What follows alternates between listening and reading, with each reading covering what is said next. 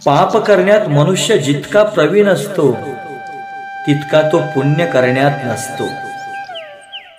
पाप उघडकीस आले तर जगात अपकीर्ती होईल या भीतीने तो एकाग्र चित्त होऊन मोठ्या सावधगिरीने पापाचरण करतो.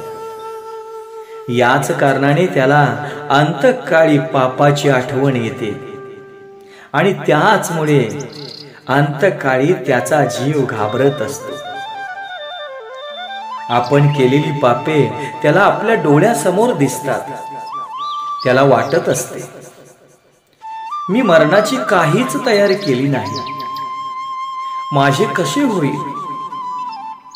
माणूस इतर सर्व कामांची तयारी करीत असतो, परंतु मरणाची मात्र करीत नाही.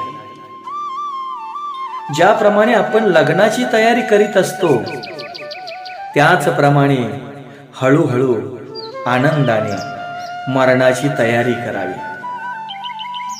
मृत्यूविषयी नेहमी सावध रहा. मृत्यू म्हणजे गत जीवनाचा परमेश्वराला हिशोब देण्याचा दिवस, पवित्र दिवस. श्री भगवान विचारतील, मी तुम्हाला डोळे दिले होते, त्याचे तुम्ही काय केले. मी तुम्हाला कान दिले होते, त्याचे तुम्ही काय केले. तुम्हाला शरीर व मन दिले, त्यांचा तुम्ही कोणता उपयोग केला. या हिशोबात जर गडबड झाली तर घबराहट होणारच.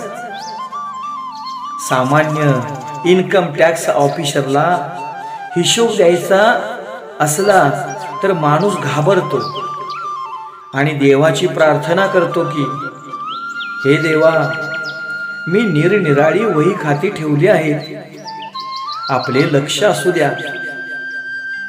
1 वर्षाचा हिशोब देण्यात इतकी घबराहट होत असेल तर साऱ्या आयुष्याचा हिशोब देण्यात काय दशा होईल. देवाने आम्हाला जे दिले आहे त्याचा हिशोब द्यावाच लागेल.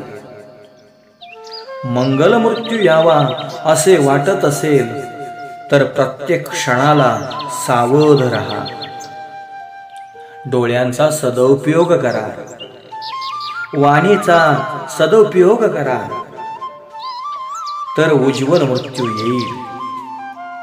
प्रतिक्षण जो ईश्वराचे स्मरण करतो त्याचा मृत्यू मंगल होतो.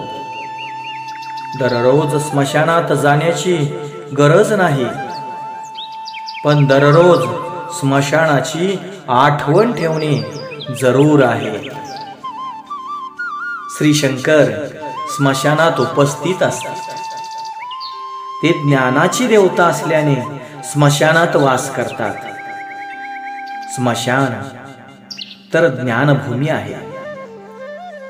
स्मशानात समभाव जागत असतो, म्हणून ज्ञान प्रगट होत असते. म्हणून स्मशान ज्ञानभूमी आहे. जेथे समभाव जागत असतो ते स्मशान. समभावाचा अर्थ आहे असमभावाचा अभाव. समभावच ईश्वर भाव होय. माणूस सर्वांशी समभावाने व्यवहार करील तर त्याचे मरण सुधारेल. सर्वाठाई ईश्वर भाव जागेल तर जीवाठाई दैन्य भाव जागृत होईल. परमेश्वराला प्रसन्न करून घेण्याचे साधन म्हणजे हा दैन्य भावच होय. जय जय रामकृष्ण.